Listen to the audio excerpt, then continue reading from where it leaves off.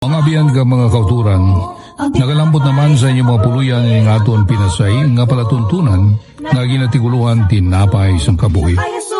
Palatuntunan ini nga nahalad sa pagpamalandong kag sa pagtuon sa mga pulong sa aton Ginoo. Kag sa pagwali sang maayong balita sang kaluwasan nga si Kristo Jesus namatay, nabanhaw kag magabalik liwan.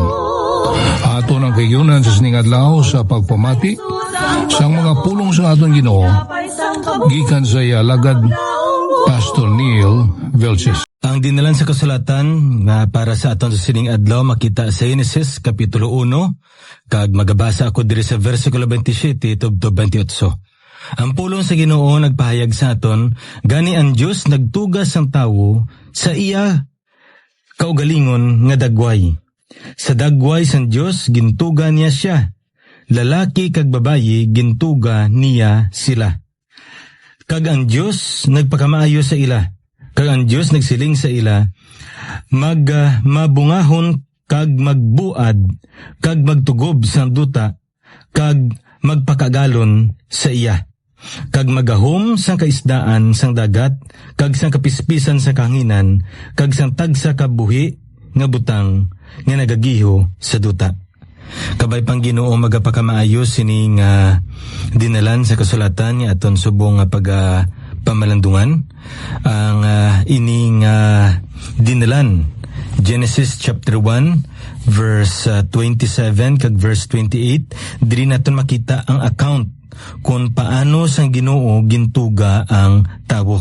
Kag ang isa diri ka kamaturan nga makita naton nga gintuga sang Dios ang tawo suno sa iya nga dagway, suno sa iya nga kaugalingon. Amo ining ginhambal diri sang Biblia sa aton. Kag katahom diri kay ang pulong diri balang gingamit sang Biblia sa aton. Amo ang ginatawag naton diri according to our likeness, our image. Amo ni ang paggamit sang Biblia sa aton sa paglaragway sa aton diri natuhoy sang pagtugas ng Dios sa tawo. Now, kung lang taon naton kag aton gid nga usisaon si maayo ang pulong sa Ginoo, isa diri kamaturan nga makita naton nga musini nga pinasahi ang tawo sa kadam-an nga gintuga sang Dios. May pinasahi nga butang nga ginhatag kag ginbutang ang Ginoo sa tawo nga wala niya ginhatag o kun wala niya ginbutang ayan sa kasapatan o kun sa kadutaan o kun sa kahilamunan o kun sa ano pagdra nga mga butang sa kalangitan, wala ini nga butang. Ano ini nga butang? Amo ini ginatawag naton diri the image of God, ang dagway sang Dios. Amo ini ang matawag naton butang nga nagpatuhay sa tawo, may kinalain sa tawo, ang ginatawag naton the image of God. Now, bag-o naton ini pagatun-an, magpamati kita na isang isa ka ambahanon. Love lifted me. Ato ang topik ko kung ang titulos ng kalantahon ato naging mamatian kag katahom sa iya mensahe. When nothing else could help, love lifted me. Wala na sang iban pa nga makabulig sa aton.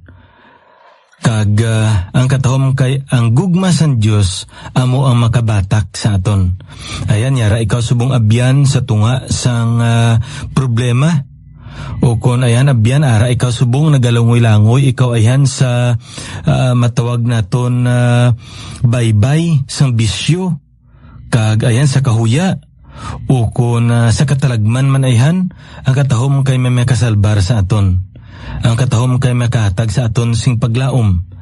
Ang katahom kay may makahatag sa aton sing kahulugan sa aton kabuhi. Kag ano ina? Ang gugma sang Dios. Ang katahom mula mga kamaturan nga makita naton sa gugma sang Dios nga musini. Bisan ikaw lang gid isa ang makasasala sa sini kalibutan. Ang aton Dios gali iya, ipadala niya man gyapon ang iya bugto nga anak agod sa pagtubos sa imo gikan sa imo kasalanan. Amo ikaw kaimportante sa tubangan sa aton Dios. Amo ikaw kabilid doon sa tubangan sa aton Ginoo. Nga bisan tanan-tanan nga tao sa sini kalibutan matarong. Kag ikaw ukon ako makasasala. Isa lang gid kabilog ang tawo sa sini kalibutan nga makasasala. Ipadala gyapon sang amay ang iya anak agod sa pagtubos sa sina nga tawo. Ayan ikaw man na, ayan ako man ina. Sa isa ka tawo, ipadala sang Diyos nga amay ang iya bugto nga anak agod sa pagtubos sa sina nga tawo. Amo kita sini kaimportante sa tubangan sang aton Diyos. Kagabay pa nga makita naton kung ano kita kaimportante. Kaya kung makita naton ina, nyan makita taman kung ano kadako ang gugma sang Diyos sa aton kabuhi. Kaya kung makita naton kung ano kadako ang gugma sang Diyos sa aton kabuhi, amo man ina kadako ang gugma nga ipakita naton sa aton Ginoo. Ngayon ulay sa piyan hindi naton inabayran tanan-tanan. Pero paagi sa aton ayan yung pagdayaw, pagpasalamat, binuhatan naton, mapakita naton ang ina nga mga butang. When nothing else could help, love lifted me. Katahom sa sinang akalantahon. Now, magapadayon kita diri sa aton na ginatunan kag ang topiko nga aton pagatunan sa sini naman nga tion amo ang ginatawag naton diri humanity. The meaning of human creation. Ang ginatawag naton pagkatawo. O kung ano gid ang kahulugan sang ginatawag naton pagtuga sang Dios sa tawo. Importante ini nga makita naton kag maintindihan naton ini kay paagi sini aton makita ang relasyon naton sa aton Dios. Ano kita sa tubangan sa Dios? Kag hindi lamang amo sina, kundi ano man ang relasyon naton sa aton isig kapariyo nga tawo. Kag ang ikatatlo diri nga makita naton ano ang relasyon naton sa iban nga tinuga sa Dios. Ano ang paglantaw naton sa mga kasapatan? Ano ang paglantaw naton sa mga katamnan? Ano ang paglantaw naton pagkabig naton sa kalangitan? Ano ang paglantaw naton? Ano ang ginabatsyag naton kung may makita kita nga isa ka panimalay ginbayaan sang iyang amay o kon sang ila nga iloy? Ano ang aton nga pag nga ginabatsyag? Ano ang aton nga paglantaw sa tion nga may naibaluan kita nga tawo nga ayan ginabusuhan sa iya isig kapariyo man niya tawo? Ano ang aton ginabatsyag kung ginapasibangdan ang isa ka tawo sang iya isig kapariyo man niya tawo nga sa pagkamatuod wala niya ginobra ang ina nga butang? Or ano ayan ang aton ginabatsyag sa tion nga makabati kita nga may mga tao nga nagapasipala sa aton Dios. No ini nga mabutang kung naintindihan naton ang gintudlo sang pulong sang Dios, lain ang aton nga pagbatsyag sini. Lain ang paglantaw naton sini.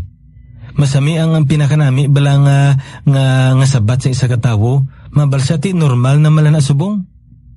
Lantawa kung maglantaw ka sa TV. Maglantaw ka sa newspaper, anong makita nimo? Normal malang mangaranon nga tawo, maalam nga tawo, pero ang iya nga kabuhi hindi matarong. Gapangawat ti normal na malana. Ti kung makasarang gani mangawat ang mangaranon, kita yang nga imol hindi ipidi kita ka pangawat, ti pidi man ti kita pangawat Sila gani nga damo sila kwarta gapangawat pa kita ya paihan nga wala sing kwarta. Ti kung may mabalitaan ka nga may isa ka tiyo o kung isa dira ka tatay, ginabusuhan niya iya nga bata o kung iya nga hinablos. Masami anong mabatian naton nga sabat. Ati normal naman na subong. Anon mo kay amo na gid man na? Amo ginaihan? Hindi ina normal kung lang taon naton sa pulong sa Dios. Now, paagi sa pagtuon naton sa ginatawag naton diri humanity or human creation, aton maintindihan ang ini nga mga butang. Kag paagi sini, aton man makita ang aton relasyon sa sini nga mga gintugasan Dios, kag subong man sa aton man mismo nga manunuga nga aton nga Dios. So amo nang aton lang taon subong, ang ginatawag naton diri the humanity, ang pagkatawo. Kag subong man ang pagtuga sang tawo. Humanity and human creation. Now, kung aton diri nga pagapat-paton ang inibala nga dinan sa kasulatan, aton nga ginbasa halin diri sa versikulo 26 tubto 27 kag 28 sa Henesis kapitulo 1, diri naton makita nga tam-an gid ka klaro ang ginhambal sa Ginoo sa aton natuhoy sa ginatawag naton pagtugan nila, no? Matawag naton karon nga nila, lantaon tara ko nga ang nagnila. Kaya gingamit nga terms ang aton Ginoo nga himuon ta ang tawo sa dagway naton suno sa kaangay naton. Kung basahon naton sa aton English nga Biblia, let us make man in our image according to our likeness. Let us. Kita, amo na makita nato, no? Kamatuoran dira. Kag subong man, kulang taon naton, dili naton makita ang pagkapinasay isang tawo. Nauna gid kulang taon naton. Let us make man according to our image, according to our likeness. Na ang pulong diri nga as, US, nga gingamit diri sa Biblia sa aton, this speaks of the plurality of God. Isa, pero madamo. Nga amo sini. Kaya kung lang taon naton, as early as this, the Word of God will tell us, will gradually reveal to us the teaching concerning Trinity.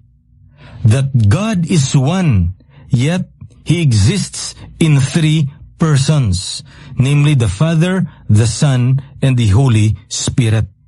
Now, may iban niya mambarsilati, hindi niya ang pulong diri nga as, hindi ni nagapakita nga Diyos ini, nga tatlo ka persona sa Diyos, kundi upod niya ini ang mga anghel. Kay upod niya ang mga anghel sa pagtuga niya sang kalibutan.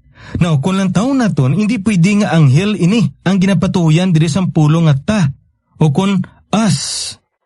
Kaya nga aman, wala gintuga san Diyos ang mga anghel sa dagway sang Diyos. O kung ang anghel, hindi iya kaangay sa Diyos. Nga man, ang Diyos ya wala sing ginhalinan. Ang anghel ya tinugala na sila. Sa amo ini kung aton lang taon, wala ini naghambal sa mga created beings, mga butang man gintuga sang Diyos. Kundi nagahambal ini sang tatlo ka persona sang aton nga Diyos. Ultimately, makita naton tamang giklaro sa New Testament ang ginatog naton the doctrine of Trinity. Now, sa padayon naton ini, no, kay aton nga ginaton Andres subong humanity na tuhoy sa tawo. Now, kung lang taon naton ang nga dinan sa kasulatan, makita naton una gid nga kamatuoran amo sini. Humans have no independent existence. Kung sa aton pa, ang tawo, lain niya sa Diyos. Ang Diyos ya wala sing may ginhalinan. Ang tawo ya may ginhalinan. Kag ang tawo nagadepende sa nagtuga sa iya. So kung sa aton pa, diri naton makita ang amo sini nga ang tawo ari sa sini kalibutan tungod may Diyos nga nagbuot nga sila matuga sa sini nga kalibutan.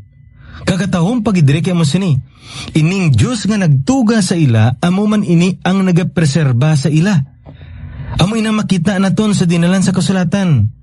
Now, isa ka butang diri nga makita naton bala nga amo sini. Ayan may mga tao nga magambal nga, kuya wala ko kapati sa Diyos.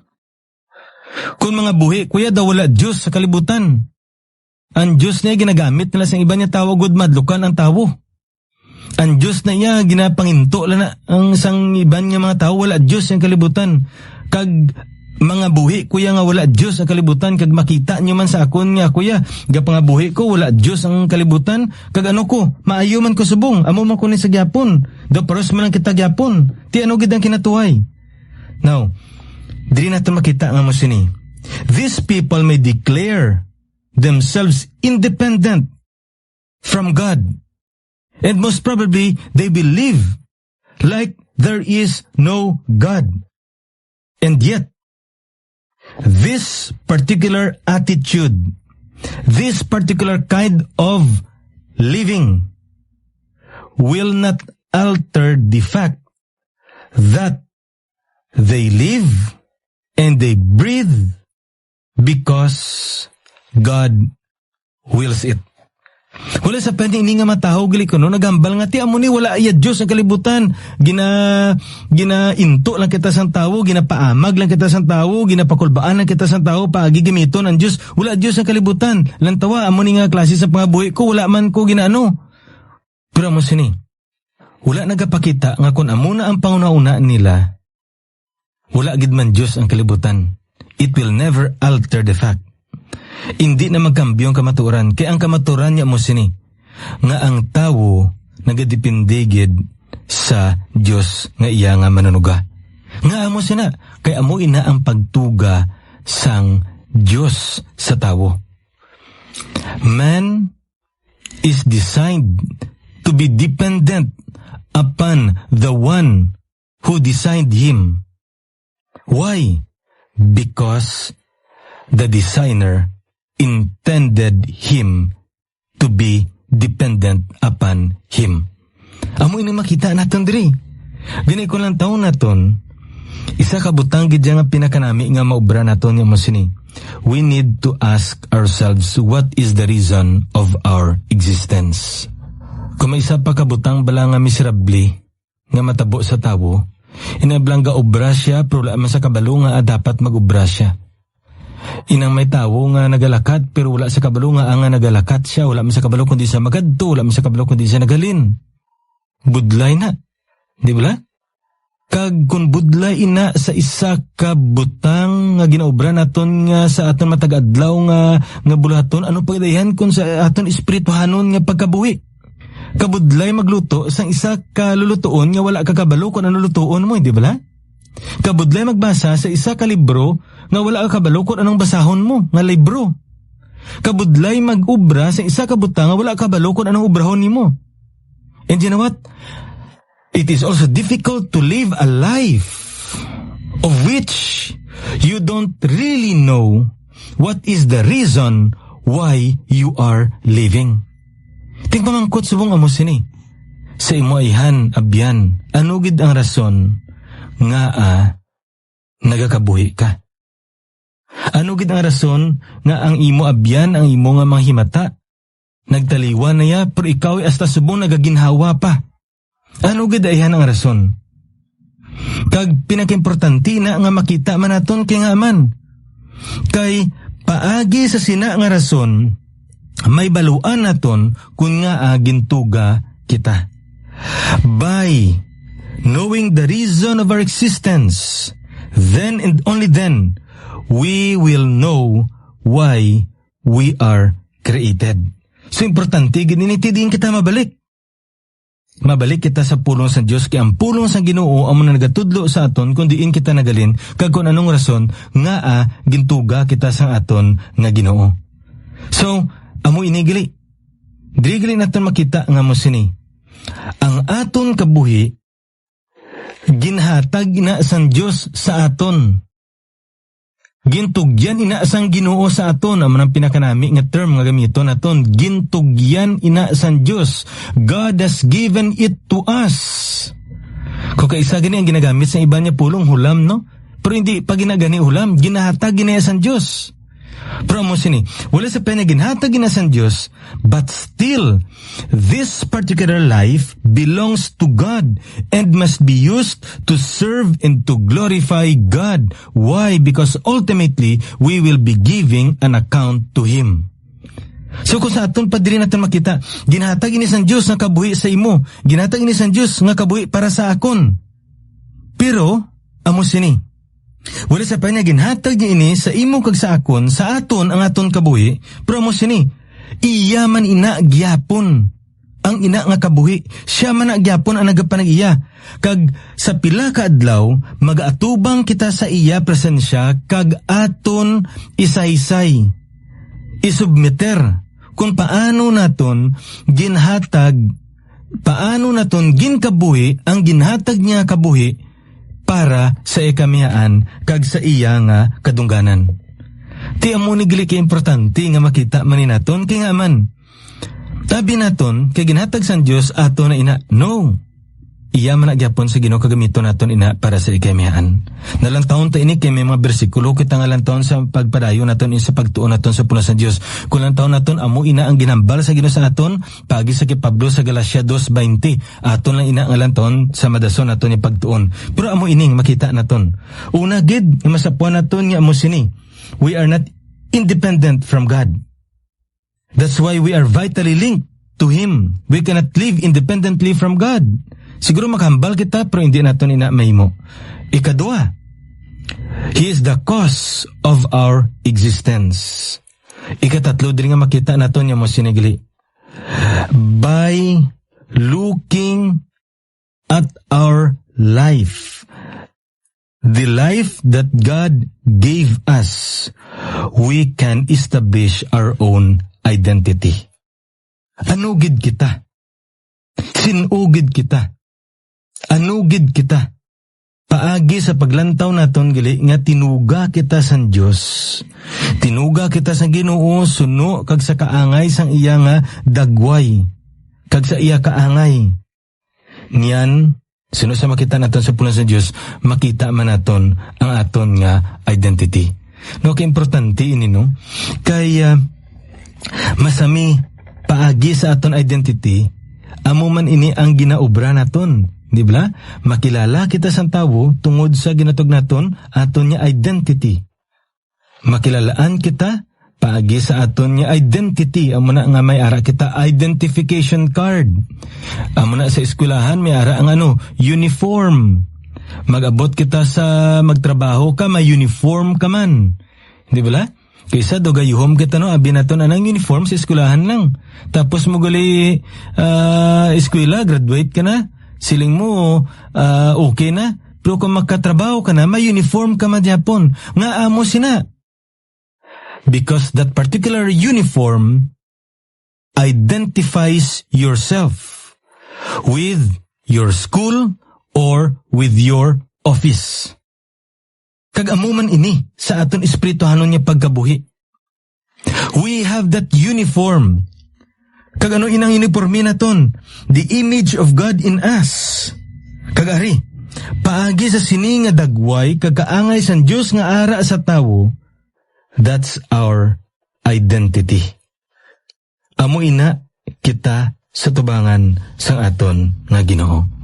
So una kamaturan diri nga makita naton humans have no independent existence. Man cannot live independently from God. Because he is vitally linked with God. And that he should ask the very reason of his existence. Because by knowing the very reason of his existence, he will establish his human identity. And what is that human identity? That we are created beings, that we are important in the sight of God. And not only that, that we cannot live without God. Amuni ko lang taon naton sa Biblia, nagambal ang Biblia sa aton, abide in me and I in you. Magpadahin kita sa Diyos, kag ang Diyos, magapadahin man upod sa aton. Kag anong ginambal dira sa Biblia sa aton, kay wala kita sinsara nga mahimo kung hindi kita magbabilin sa aton Diyos. Why? Kay bisan pa sa pagtugas ang Diyos sa aton, amo na ina ang iya nga plano para sa aton. Now, ikadua, diri ang kamaturan niya makita naton, humans are part of the creation. Ti anong silingon sini? Ang tawo, bahin sang tinugasan Diyos. Now, may kinalain ang tawo sa iban niya tinugasan Diyos. Pero wala sa payan sina, parehas na kita tanan-tanan niya gintuga. Wala sing anuman nga ginatawag naton pagkapinasay sa tawo sa mga kasapatan, sa mga kilamnunan, kag sa mga kalangitan, kundi isagid lamang ang ginatawag naton dagway ang kaangay san Dios nga yara sa tawo. Tapos kung ato lang taon, anong ginambal diri sa aton sa Genesis Kapitulo 1, versikulo 1? Katom sa ginambal sa Biblia sa aton, sa ginsuguran, gintuga sa Diyos ang langit kag duta. Upod kita dira nga gintuga. Kung lang taon pagid naton, sa sulod sang anom kaadlaw, gintuga sa Diyos ang bilog ng kalibutan. Upod dira ang tawo, anong ginambal niya sa versikulo 31 sa Kapitulo 1, Genesis? Kag nakita sa Diyos ang tagsa kabutang nga nahimo niya, upod dira ang tawo. Kag yari karon tama gid kaayo. Tanan-tanan gintuga sa Diyos, tamaan gid ka ayo, upod dira ang tawo. Pero ang katahom diri amo sini nga makita naton. Diri naton masapuan sa pulo sa Diyos nga amo sini. Ang tawo lain sa Diyos. Ang Diyos manunuga. Ang tawo gintuga. Tubtub sa katubtuban, subong sa ginsuguran. Ang tawo man sa gyapon, tinuga man sa gyapon. Ang Diyos gid saya. Di natin makita sa pulong sa Ginoo nga hindi kita pwede mangin Diyos pila ka adlaw. We will still remain as creatures. We will still be identified with our creatureliness kung magamit natin nga pulong. Pero ang katahom amo sini, wala sa panagintuga kita sa Diyos, but we are the crown of God's creation. Why? We are the only created beings that were created according to the image and likeness of God. And you know what? That makes the great difference. Ikaw kag ako, abyan, pinasahi kita sa tabangan sa Diyos. Ayan, ginatamay-tamay kita sa iba niya tao, wala kita ginasapak, tungod nga hindi kita signifikante para sa ila, wala kita kwarta, wala kita ibalo, wala kita sang ipabugal, pero sa tabangan sa Ginoo, pinasahi ikaw, malahalon ikaw sa iyatabangan. Amo ina ang katahom kung ara ikaw sa sabak sa atong Ginoo. Kini ay inyo alagad sa kainan, Pastor Neil Vilches. The Lord bless you.